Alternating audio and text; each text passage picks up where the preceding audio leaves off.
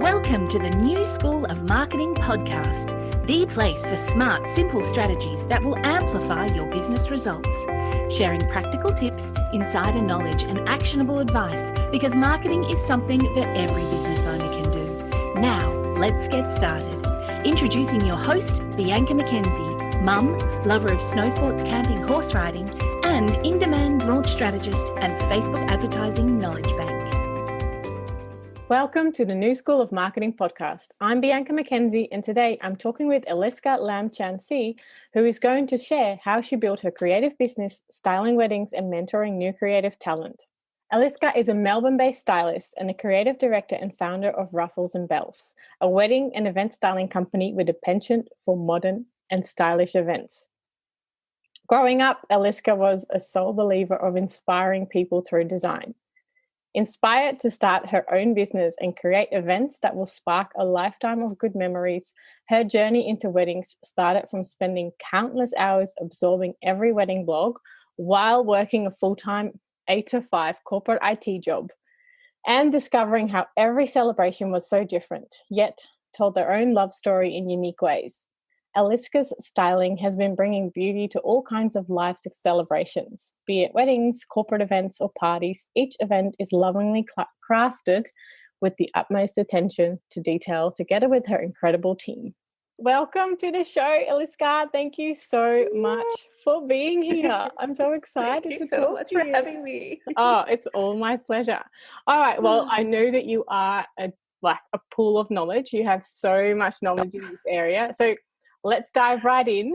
Can you tell us a little bit more about what you do and more specifically why you started Ruffles and Bells? Yep. So basically, hi everyone. I'm Eliska, and I'm the creative director and founder of Ruffles and Bells. So we are a styling, event and wedding styling company based here in Melbourne, and we style a lot of events. We've been really lucky to be part of a lot of celebrations with couples and beautiful companies as well throughout internationally and here in Australia. So Ruffles and Bells basically started from my love for design. It's something that's been with me since I was a kid, but I didn't really realize how much I love it till I was in corporate. It started as a blog just for me to be able to put stuff that I love that I've been seeing on, well, back then it was just blogs. Pinterest wasn't even a thing. And then it so happens that one of my friends was getting married back then, and I volunteered myself to plan the whole thing. Wow. That became, I don't know. It was. I had no experience. I had no background back then in terms of, weddings or anything events, but this was back in the Philippines where I'm from. And it started from that wedding, and I got recommended to another friend's wedding, and it just kind of, everything else, I guess, is history. It just started from there. Yeah, it grew from there. So I know you said corporate, you did something that was not sort of in the creative space, right? Because, I really want to hear about that. So back in Manila, we have to take an entrance exam to get into uni. And initially that was supposed to be interior design, but for some reason I didn't get into that course. So I ended up in IT. So I was a developer programmer for 5 years plus, and that was my life. Java was my language before colors and palettes and all the creative stuff. I really love this part, and that's what I kind of wanted you to sort of talk about, because your background is not seen as the typical path to a creative business, and I guess so, you did it anyway. Can you give people who are dreaming of starting a creative business some tips on how to get started, even if they are from an entirely different background? I've always been big believer of, following your passion and listening to yourself and discovering yourself along your journey, especially when it comes to business. So from my experience, there was a time where I was doing both at the same time, because I was trying to figure out, how to start. I didn't even know that creative businesses were a thing back then, and I was also balancing full-time work. It's the usual 9 to 5 job, and just taking one step at a time. Trying to understand what I really wanted to do, what is in that industry, doing my part of research in terms of what can I actually offer and what is out there in the market, and how can I actually build on that and grow from there. Yeah, I love that. So yeah, just baby steps. And like we have that, both of us have that in common, that we had a full-time job and we were having a side hustle. And there's nothing wrong with that. And I think that is a really good point, that you don't have to jump into something like new or completely like new territory without leaving the safety net. And like IT and creativity, I kind of love it. It's like balancing out both brains. Exactly. In a way. That's been my the funny thing is that it actually came in handy in certain things. When I started, I know how to make my own website, so that's how I put it together. And I've learned a lot from the corporate side of things in terms of I was working for a really big company, so I've seen how the principles and the values that I really love, that I enjoyed while I was an employee. So when I started Ruffles and Bells and it became a company, it really helped me, give me a path of, this is the boss that I wanted to be, for example. And I wanted to create an environment that, people can be comfortable and can be themselves, but also enhance their creativity in a way that I didn't get to feel in my corporate side of job. It's a good preview. I love that you picked what you loved and you left what you didn't, and exactly, you started your own path. So in a business like yours, I guess it's pretty hard and maybe almost impossible to do everything yourself. I know that you've built a team of passionate creatives, and I'd love to share it if you could. I'd love it if you could share a little bit about when you decided to build a team and any tips you have for people who need to take the next step to build a team, because that's a reasonably big step, like going from you to more people. For me, it was, I've always told because my husband is a big part of how Ruffles and Bells grew to this point. He's been my sounding board, and he's like he's still in IT, so he's like the technical side of things. So we've always had this conversation where, for the years that I've been in business, it's really very important to know that being a solopreneur, especially, there's so many things that you can do in a business, and you see so much stuff online in the internet, or when you read books and stuff, but the owner has to be ready in order for that action to happen. So I guess that goes back to your question, like when I remember, like, when you start, you're the one carrying things, you do the admin, you do social media, you literally is everyone and everything in the business. But I remember, I think that was when when I was in a networking event, and someone out of nowhere mentioned a virtual assistant to me. It was a very new term. I haven't heard of it before. And this was, like 11 years ago. And when I heard that, I'm like, okay, what is a VA? And I didn't know what to expect from there.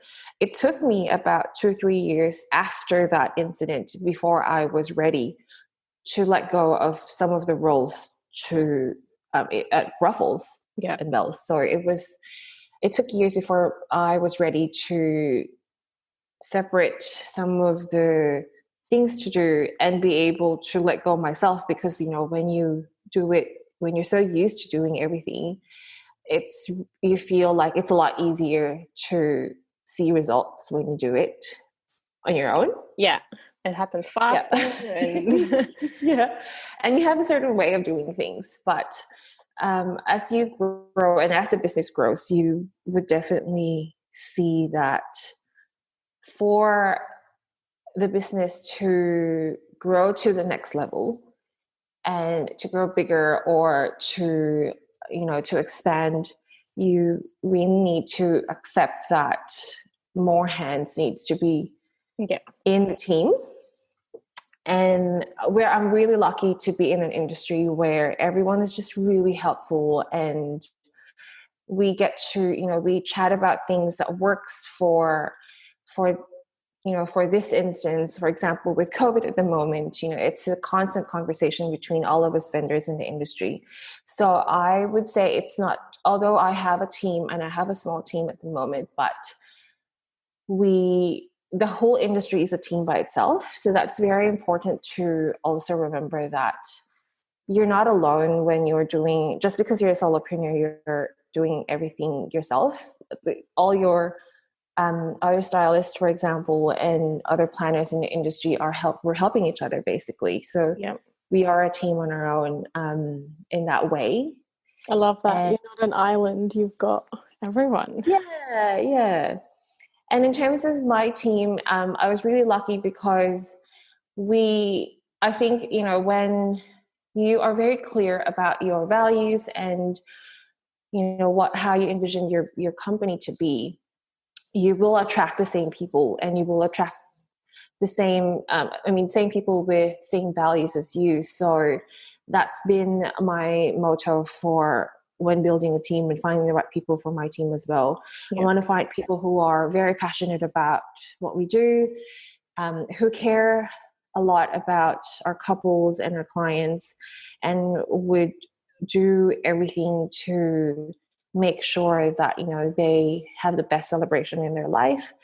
And I've been really lucky. Two of my team have been with me for years, and I've seen them grow, and I'm really proud of where we are at the moment. So I love that. And it's so important that you as a business owner need to know the vision for where you want to go, and all the values, and like you said, then you attract the right people. And I love that, because you are a little bit of a, I don't know, you've got this vibe around you, and well, I don't know, from the outside in, it looks like you attract sort of certain people to you in terms of clients, but also in the industry doing collaborations and things like that. I know that you've done some collaborations over the years, which I think in your industry is quite important. So tell us a little bit more about how you approach collaborations and how you make them successful.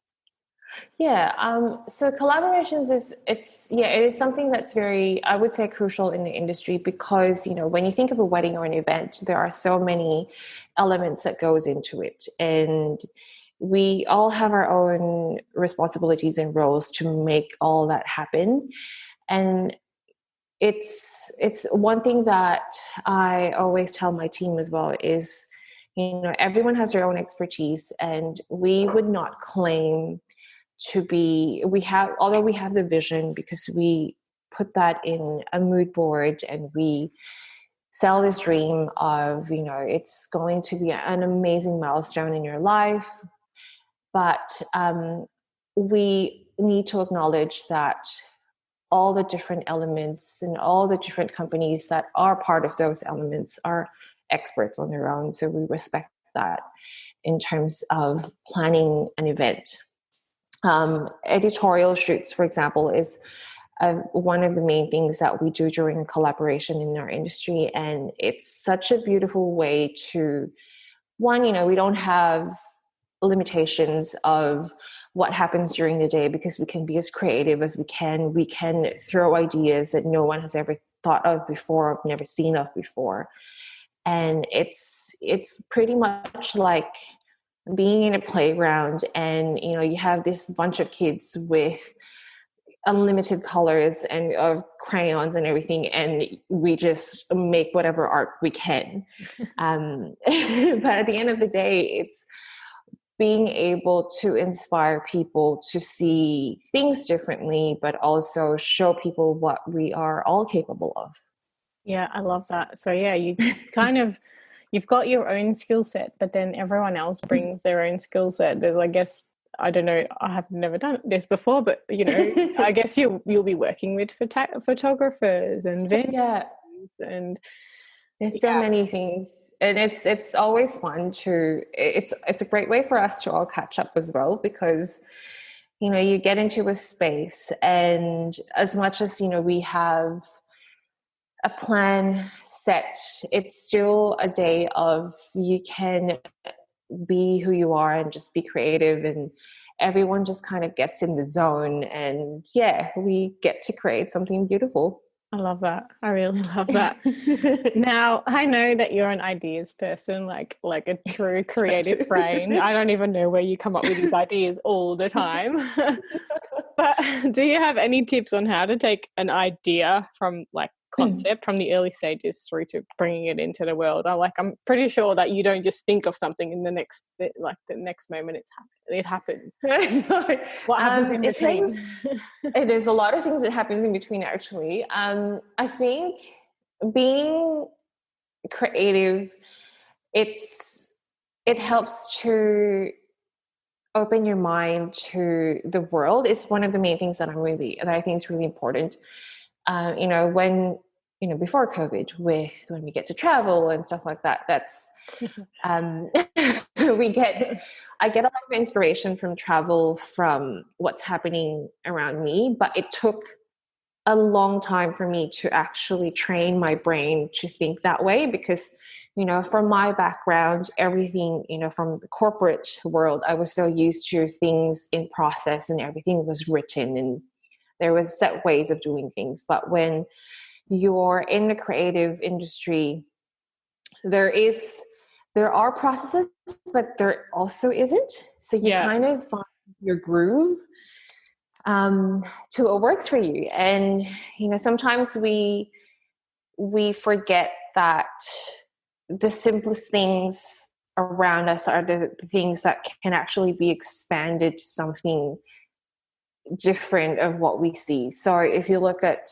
the new artworks coming out, or how artists work, they would start with something simple that they have around the house, but they can transform it into something. So usually the reason why I love travel as well is because you get to see a different environment, you get thrown into a very out of your comfort zone. So you start thinking of putting yourself in other people's shoes, and how they see things and how they approach things. So I usually do, I guess it's more of a subconscious exercise now, because I'm so used to doing it, but it took me years before I get to think that way. Yeah. And then once you've got an idea, do you sort of then go back to creating a bit of a process for how you are going to make it happen? I guess you've got an idea for an event. I guess then it comes back to timelines, schedules, how it's all going to be put together and set up. So that's where the process comes back to. So I always have a notebook with me, for example, when I travel, and I just jot things down, because some ideas would work and some ideas wouldn't. Either it's not feasible, or it's not in the budget, or it's just something that, the materials are not available here, for example. But sometimes there are also ideas where you just jot it down and it would take years before it can actually come to life. Yeah. So what I usually do is, with those ideas, whenever I get an idea, I would write it down, or I would put it somewhere so that I remember it, and I would go back to it, brainstorming with the team and see if that's something that would work, and which is very important as well, because you need to, there are things that I would see and I wouldn't see, and my team would see it straight away. There might be a different approach, and the idea can even grow to something a bit more unique than where it started, or it could be simplified. Sometimes simplifying it is also a good way to make it happen. Yeah. So yeah, so brainstorming with the team and seeing not just my team, but also with other vendors, to make sure that, it is something that we can achieve. And I also love it when we can include our couples in that brainstorming process as well, because we want to make sure that it's something that they get excited about. So once we have this idea, we would go through that, and then that's where the production happens. And then we go back to the process of making sure that it fits the timeline, it fits the budget, it fits how the execution would work, and etc. I love that. There's so many pieces to the puzzle. There's a lot of it's a long process. I'm so glad that you do this kind of work. I know. It's great. Cool. Well, I love the whole brainstorming with the team as well. And like, I see that in my own work. Like, sometimes I feel like a little bit of an island, and then I talk to other people. I'm like, oh yes, there's another way to look at things. Or way to do things. And most often than not, that happens. Like, that happens more than I love it. It can either grow bigger or it can be simplified sometimes. Yeah. And even I do that. Sometimes I make it too complicated in my own head. Exactly. I do that every time. I love that. Well, we're kind of getting towards the end of it. If there is one lesson or tip you could give the listeners about, starting or growing a creative business, what would it be? Okay, I think it all goes back to being yourself. Being, years in business, I always go back to this when I hit a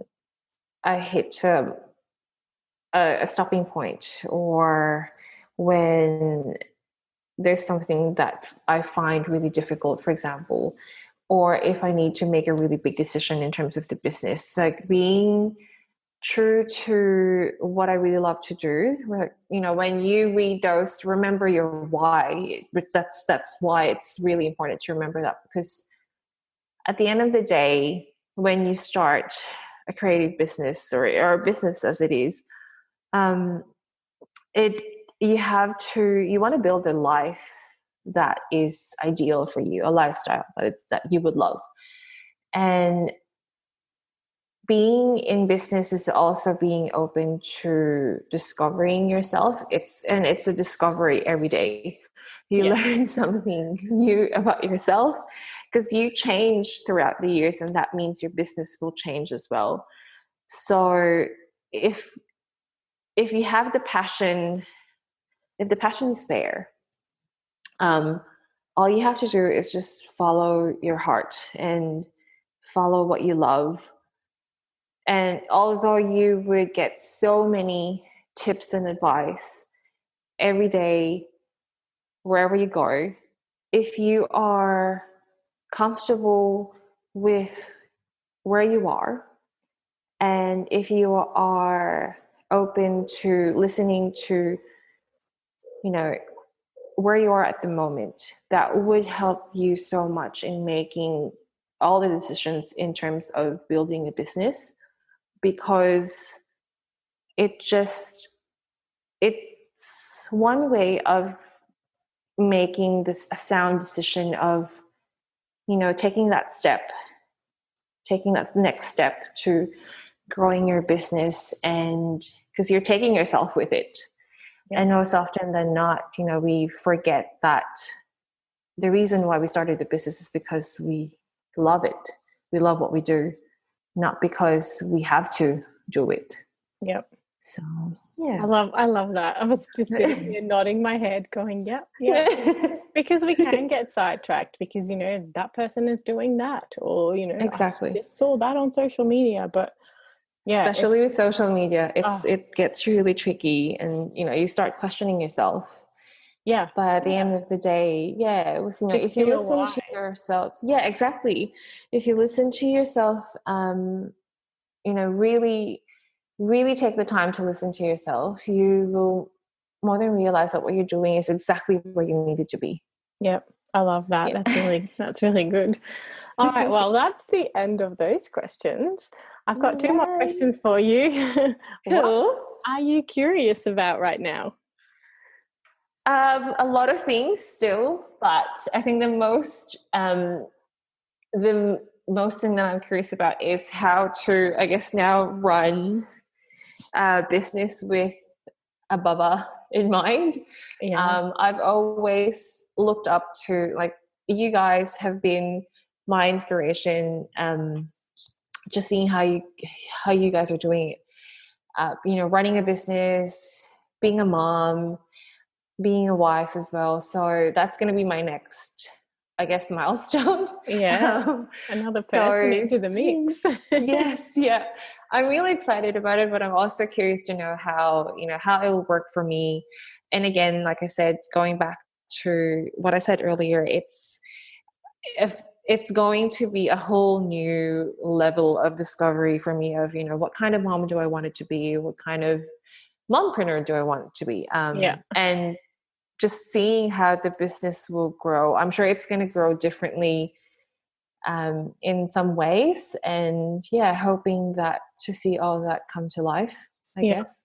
Things are forever evolving. And you know what? That's kind of like the fun part of life. Sometimes it's frustrating, but it's also good that things change. Yeah. It'll be a fresh start for me.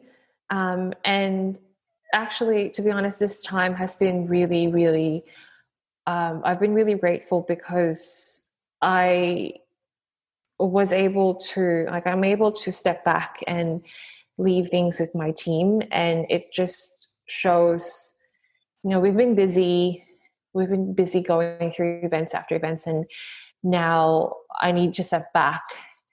I've been really grateful how much my team has grown. Yeah. And just having some time with you, enjoying your pregnancy. Being in my bubble. Yeah, exactly. Well, last question. If you had an extra $1,000 in your marketing budget, what would you spend it on?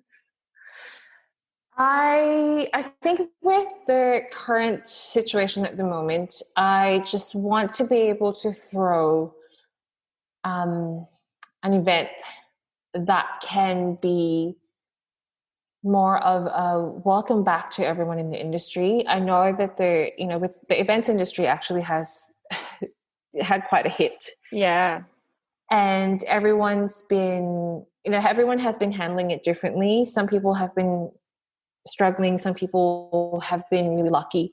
But I guess at the end of the day, all of us are really, really excited that, hopefully weddings will be back soon and we'll be able to celebrate again with our couples.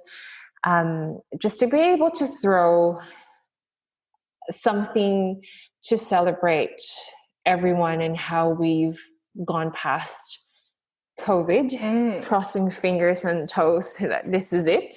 Hopefully. That 2021 is going to be a better year for everyone in the events industry. So I think that's a nice thing to do.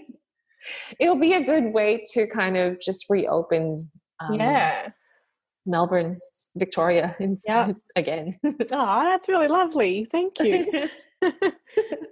Well, that is the end of this week's show. If you have any questions about building a creative business, head to rufflesandbells.com.au. A really big thanks to you, Eliska, for being on the show. Oh, thank you.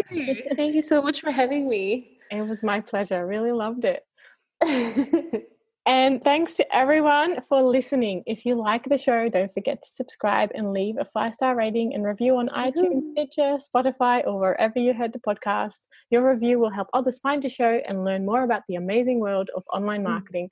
And don't forget to check out the show notes for this episode at newschoolofmarketing.com, where you can learn more about Eliska, check out useful links, download free resources, and leave a comment about the show.